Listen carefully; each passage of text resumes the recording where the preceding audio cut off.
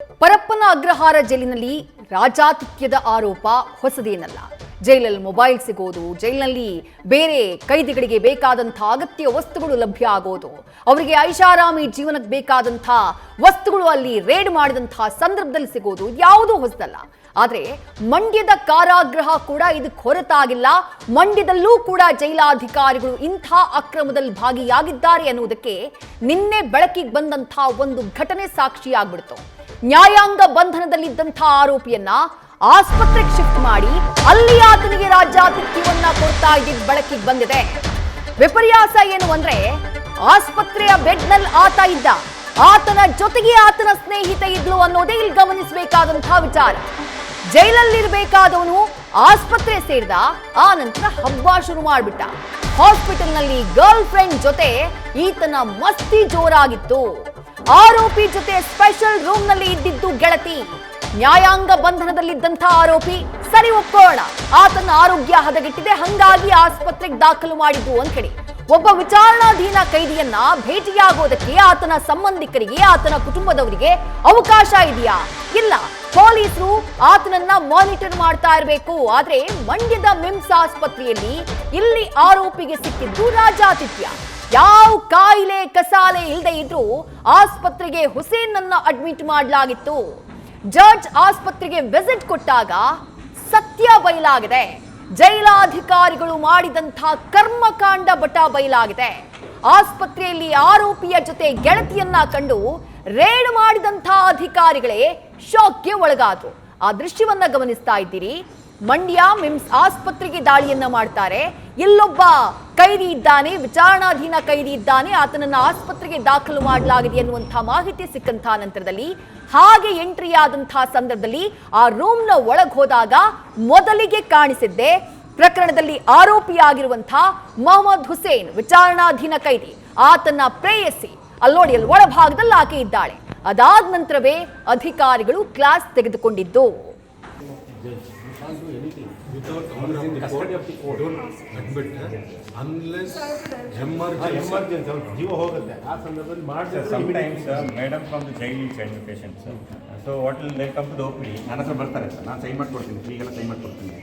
Then if the doctor says he needs admission, they will admit jail patient. ಅದು ನಮಗೆ permission ಮೇಲಲ್ಲಿ ಕಳಿಸ್ಕೊಡ್ತಾರೆ, order ಮಾಡ್ತೀವಿ sir. ಆಯ್ತಾ? ನಾವೆಲ್ಲ ಕೊಪ್ಪಳದಲ್ಲೆಲ್ಲ ಹಂಗೆ ಮಾಡ್ತೀವಿ. ನಾವು ಆರ್ಡರ್ ಕೊಟ್ಟಲ್ಲಿ ಆರ್ಡರ್ ಮಾಡ್ತೀವಿ. ಅವ್ರು ಗಮನಕ್ಕೆ ಇಲ್ಲ ಜಡ್ಜಿಗೆ. ನಾಳೆ ಎಲ್ರಿಗೂ ಕಷ್ಟ ಆಗುತ್ತೆ, ಪ್ರಾಬ್ಲಮ್ ಆಗುತ್ತೆ. Judge passes any order will be in trouble. ಎಲ್ಲಿಗೂ ಆಯಿತು, ಅವತ್ತು ಎಷ್ಟು ಹೋದ ನಮ್ಗೆ ಏನೋ ಇರಲ್ಲ ಸರ್. ಜಸ್ಟ್ ಪೇಷಂಟ್ ಕಳಿಸ್ತಾರೆ ಪೊಲೀಸ್ ಜೊತೆ, ಅದು ನಾವು OPDಗೆ ಅವರದ್ದು ಎಕ್ಸಾಮಿನ್ ಆ್ಯಂಡ್ ಇದು patient admission. Please, I repeat for your convenience, since you are all savers, life savers, telling me, unless it's a dire emergency, may not be done. please don't administer tablet, injection, anything, even if they bring. And you insist for the order of the court. Yes. And please make a record of it. This is not being happened. Yes, sir. ಅದನ್ನ ಏನಾದ್ರು ಹೆಚ್ಚು ಕಡಿಮೆ ಹೌದು sir, ಹೌದು sir. assuming he dies, what happens? Then it will come on hospital and doctor. Assuming he escapes, let him not die. Escape. ಮತ್ತು ಈ ಗಲಾಟೆ ಮಾಡಿ ಓಡಾಡೋದು ಕೂತಿದ್ದಾರೆ. If they take him away, what is the consequence? This man is helpless. He's aramsa sitting and she's both are romancing. When they saw, she ran away into the toilet. Karnataka ರಾಜ್ಯ ಕಾನೂನು ಸೇವೆಗಳ ಪ್ರಾಧಿಕಾರ ಹಾಗೂ ಜಿಲ್ಲಾ ಕಾನೂನು ಸೇವೆಗಳ ಪ್ರಾಧಿಕಾರದ ಅಧಿಕಾರಿಗಳು ಮಂಡ್ಯ ಮಿಮ್ಸ್ ಆಸ್ಪತ್ರೆಗೆ ದಿಢೀರ್ ವಿಸಿಟ್ ಕೊಟ್ಟಂತಹ ಸಂದರ್ಭದಲ್ಲಿ ಕಾಣಿಸಿದಂಥ ದೃಶ್ಯ ಇದು. ಜೈಲಾಧಿಕಾರಿಗಳ ಕರ್ಮಕಾಂಡ. ಮೊಹಮ್ಮದ್ ಹುಸೇನ್ ಪ್ರಕರಣ ಒಂದರಲ್ಲಿ ನ್ಯಾಯಾಂಗ ಬಂಧನದಲ್ಲಿರುವಂತಹ ಆರೋಪಿ. ಆತನನ್ನ ಅದ್ಯಾವುದೋ ಕಾಯಿಲೆ ಕಸಾಲೆ ಅಂತ ಹೇಳಿ ಆಸ್ಪತ್ರೆಗೆ ಅಡ್ಮಿಟ್ ಮಾಡಿರ್ತಾರೆ. ಅಡ್ಮಿಟ್ ಮಾಡಿದಂಥ ನಂತರದಲ್ಲಿ ಆತನ ಪ್ರೇಯಸಿಗೆ ಆಸ್ಪತ್ರೆಯಲ್ಲಿರುವುದಕ್ಕೆ ಅವಕಾಶವನ್ನ ಮಾಡಿಕೊಡ್ಲಾಗಿದೆ. ಅಧಿಕಾರಿಗಳು ವಿಸಿಟ್ ಮಾಡಿದಂತಹ ಸಂದರ್ಭದಲ್ಲಿ ಈ ದೃಶ್ಯ ಕಾಣಿಸಿದೆ.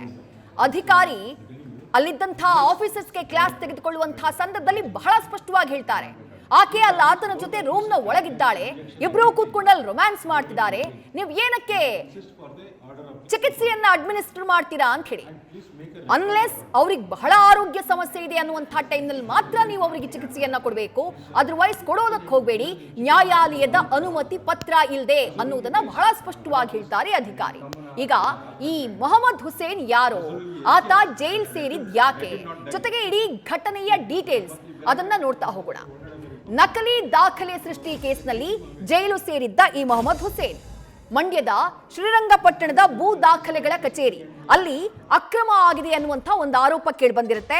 ಆ ಪ್ರಕರಣಕ್ಕೆ ಸಂಬಂಧಪಟ್ಟ ಹಾಗೆ ಜುಲೈ 2ನೇ ತಾರೀಕು ಆ ಕಚೇರಿಗೆ ದಾಳಿಯನ್ನ ಮಾಡಲಾಗಿರುತ್ತೆ. ಲೋಕಾಯುಕ್ತ ಇನ್ಸ್ಪೆಕ್ಟರ್ ಆಗಿರುವಂತಹ BP ಬ್ಯಾಟರಾಯನಗೌಡ ಅವರು ರೇಡ್ ಅನ್ನ ಮಾಡಿರ್ತಾರೆ. ಹಾಗೆ ರೇಡ್ ಮಾಡಿದಂತಹ ಸಂದರ್ಭದಲ್ಲಿ ಸರ್ಕಾರಿ ತಂತ್ರಾಂಶದಲ್ಲಿ ಆಧಾರ್ ಬಂದು, ಜೊತೆಗೆ ದಾಖಲೆಗಳ ಡಿಜಿಟಲೀಕರಣ, ಜೊತೆಗೆ ನಕಲಿ ದಾಖಲೆಗಳ ಸೃಷ್ಟಿಗೆ ಈ ಮೊಹಮ್ಮದ್ ಹುಸೇನ್ ಸಹಕರಿಸಿದ್ದಾನೆ ಅನ್ನೋದು ಬೆಳಕಿಗೆ ಬರುತ್ತೆ. ಅದು ಗೊತ್ತಾಗ್ತಾ ಇದ್ದ ಹಾಗೆ ಆತನನ್ನ ಅರೆಸ್ಟ್ ಮಾಡುವಂತಹ ಕೆಲಸವನ್ನ ಪೊಲೀಸರು ಮಾಡ್ತಾರೆ. ಅದಾದ ಬಳಿಕ ಜುಲೈ 3ನೇ ತಾರೀಕು ಆತನನ್ನ ಕೋರ್ಟ್ಗೆ ಹಾಜರುಪಡಿಸಲಾಗುತ್ತೆ. ಆಗ ನ್ಯಾಯಾಲಯ ಆತನಿಗೆ ನ್ಯಾಯಾಂಗ ಬಂಧನವನ್ನ ವಿಧಿಸುವಂತಹ ಕೆಲಸವನ್ನ ಮಾಡುತ್ತೆ. ಈಗ ನ್ಯಾಯಾಂಗ ಬಂಧನಕ್ಕೊಳಗಾದ ಮೇಲೆ ಆತ ಮಂಡ್ಯದ ಜಿಲ್ಲಾ ಕಾರಾಗೃಹದಲ್ಲಿ ಇರಬೇಕಾಗಿತ್ತು. ಆತ ಇದ್ನಾ ಅಂತ ಕೇಳಿದ್ರೆ ಇಲ್ಲ. ಯಾಕಿರ್ಲಿಲ್ಲ ಅಂದ್ರೆ ತನಗ್ ಬೆನ್ನು ನೋವಿದೆ ಅಂತ ಹೇಳಿ ಜೈಲಾಧಿಕಾರಿಗಳ ಮುಂದೆ ನಾಟಕವನ್ನ ಆಡಿದ್ನಂತೆ ಈತ. ಆತನಿಗೆ ಕಾಯಿಲೆನೇ ಇಲ್ಲ, ಆದ್ರೆ ಕಾಯಿಲೆ ಇಲ್ಲದವನಿಗೆ ಕಾಯಿಲೆ ಇದೆ ಅಂತ ಹೇಳಿ ಆಸ್ಪತ್ರೆಗೆ ಅಡ್ಮಿಟ್ ಮಾಡಲಾಗಿತ್ತು. ಜೈಲಿನ ವೈದ್ಯಾಧಿಕಾರಿ ಶಿಫಾರಸ್ ಮಾಡ್ತಾರಂತೆ ಈತನನ್ನ ಆಸ್ಪತ್ರೆಗೆ ಅಡ್ಮಿಟ್ ಮಾಡುವಂತಹ ಅವಶ್ಯಕತೆ ಇದೆ ಅಂತ ಹೇಳಿ. ಹಾಗಾಗಿ ಮಂಡ್ಯ ಜಿಲ್ಲಾಸ್ಪತ್ರೆ ಮಿಮ್ಸ್ಗೆ ಈತನನ್ನ ಅಡ್ಮಿಟ್ ಮಾಡಲಾಗತ್ತೆ. ಮಿಮ್ಸ್ ನಲ್ಲಿ ವಿಶೇಷ ಕೊಠಡಿಯಲ್ಲಿ ಮೊಹಮ್ಮದ್ ಹುಸೇನ್ನ ಇರಿಸಲಾಗಿತ್ತು.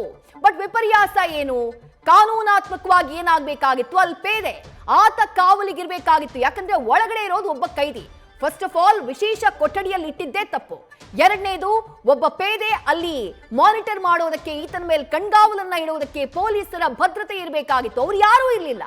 ಕೊಠಡಿಯ ಒಳಗೆ ಇದ್ದಿದ್ದು ಇದೇ ಮೊಹಮ್ಮದ್ ಹುಸೇನ್ನ ಗೆಳತಿ. ಆಸ್ಪತ್ರೆಯ ಸ್ಪೆಷಲ್ ವಾರ್ಡ್ನಲ್ಲಿ ಮೊಹಮ್ಮದ್ ಹುಸೇನ್ ಜೊತೆ ಆತನ ಗೆಳತಿ, ಆತನ ಪ್ರೇಯಸಿ ಇದ್ದಿದ್ದು ಆ ವಿಡಿಯೋದಲ್ಲಿ ರೆಕಾರ್ಡ್ ಆಗಿದೆ. ಬಹಳ ಸ್ಪಷ್ಟವಾಗಿ ಅದು ಕಾಣಿಸ್ತಾ ಇದೆ. ಜಿಲ್ಲಾ ಸತ್ರ ನ್ಯಾಯಾಧೀಶರ ಭೇಟಿ ವೇಳೆ, ಅವರ ರೇಡ್ ವೇಳೆ ಈ ಘಟನೆ ಬೆಳಕಿಗೆ ಬರುತ್ತೆ. ಆಕೆಯನ್ನ ಪ್ರಶ್ನೆ ಮಾಡಿದಂತಹ ಸಂದರ್ಭದಲ್ಲಿ ನಾನು ಮೊಹಮ್ಮದ್ ಹುಸೇನ್ನ ಸ್ನೇಹಿತೆ ಅಂತ ಆಕೆ ಹೇಳ್ಕೊಂಡಿದ್ಲು. ಸ್ಥಳದಲ್ಲೇ ಅಧಿಕಾರಿಗಳಿಗೆ ಕ್ಲಾಸ್ ತೆಗೆದುಕೊಳ್ಳುವಂತಹ ಕೆಲಸವನ್ನ ನ್ಯಾಯಾಧೀಶರು ಅಧಿಕಾರಿಗಳು ಮಾಡ್ತಾರೆ. ಆತನಿಗೆ ಏನಾಗಿದೆ ಅಂತ ಹೇಳಿ ವೈದ್ಯಾಧಿಕಾರಿಯನ್ನ ಪ್ರಶ್ನೆ ಮಾಡುವಂತಹ ಕೆಲಸವನ್ನ ಜಡ್ಜ್ ಮಾಡಿದ್ರು. ಆ ಸಂದರ್ಭದಲ್ಲಿ ಮಂಡ್ಯ ಮಿಮ್ಸ್ ಆಸ್ಪತ್ರೆಯ ಅಧೀಕ್ಷಕ ಡಾಕ್ಟರ್ ಶಿವಕುಮಾರ್ ಅವರೇ ಹೇಳ್ತಾರೆ, ಆರೋಪಿಗೆ ಯಾವುದೇ ಗಂಭೀರ ಸಮಸ್ಯೆ ಇರಲಿಲ್ಲ, ಆದ್ರೆ ಆರೋಪಿಯನ್ನ ಒತ್ತಾಯ ಪೂರ್ವಕವಾಗಿ ಆಸ್ಪತ್ರೆಗೆ ದಾಖಲು ಮಾಡಲಾಗಿದೆ ಅಂತ ಹೇಳಿ. ಅಂದ್ರೆ ಜೈಲಿನ ಅಧಿಕಾರಿ, ಜೈಲಿನ ವೈದ್ಯಾಧಿಕಾರಿಗಳು ಆಸ್ಪತ್ರೆಗೆ ಅಡ್ಮಿಟ್ ಮಾಡ್ಕೊಳ್ಳಿ ಅಂತ ಹೇಳಿ ಒತ್ತಾಯ ಮಾಡಿದ್ರು. ಹಾಗಾಗಿ ನಾವು ಆತನನ್ನ ಅಡ್ಮಿಟ್ ಮಾಡ್ಕೊಂಡಿದ್ದೇವೆ, ಆತನಿಗೆ ಯಾವುದೇ ಕಾಯಿಲೆ ಇರಲಿಲ್ಲ ಅಂತ ಹೇಳಿ ಮಿಮ್ಸ್ ಆಸ್ಪತ್ರೆಯ ಅಧೀಕ್ಷಕ ಡಾಕ್ಟರ್ ಶಿವಕುಮಾರ್ ಉತ್ತರವನ್ನ ಕೊಟ್ಟಿದ್ದಾರೆ. ಈ ಬಗ್ಗೆ ಸದ್ಯ ವರದಿಯನ್ನ ಸಲ್ಲಿಸುವಂತೆ ನ್ಯಾಯಾಧೀಶರು ಸೂಚನೆಯನ್ನ ಕೊಟ್ಟಿದ್ದಾರೆ.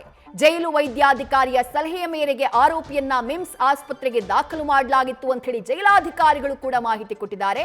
ಈ ಕುರಿತು ನ್ಯಾಯಾಲಯಕ್ಕೆ ಮುಂದಿನ ದಿನಗಳಲ್ಲಿ ಮಾಹಿತಿಯನ್ನ ನೀಡುವುದಾಗಿ ಜೈಲು ಸೂಪರಿಂಟೆಂಡೆಂಟ್ ಕೂಡ ತಿಳಿಸುವಂತಹ ಕೆಲಸವನ್ನ ಮಾಡಿದ್ದಾರೆ. ಜೈಲು ವ್ಯವಸ್ಥೆಯಲ್ಲಿ ನಿಯಮಗಳ ಉಲ್ಲಂಘನೆಯಲ್ವಾ ಅನ್ನೋದೇ ಈಗಿರುವಂತಹ ಪ್ರಶ್ನೆ. ಯಾಕಂದ್ರೆ ಒಬ್ಬ ವಿಚಾರಣಾಧೀನ ಕೈದಿ, ನ್ಯಾಯಾಂಗ ಬಂಧನದಲ್ಲಿರುವಂತಹ ಕೈದಿ, ಆತನಿಗೆ ಯಾವ ಕಾಯಿಲೆ ಕಸಾಲೆ ಇಲ್ಲದೆ ಇದ್ರು ಆತನನ್ನ ಮಿಮ್ಸ್ ಆಸ್ಪತ್ರೆಗೆ ದಾಖಲು ಮಾಡಲಾಗುತ್ತೆ. ಅಲ್ಲ ಆತನಿಗೆ ಸ್ಪೆಷಲ್ ವಾರ್ಡ್ನ ವ್ಯವಸ್ಥೆಯನ್ನ ಮಾಡಲಾಗುತ್ತೆ.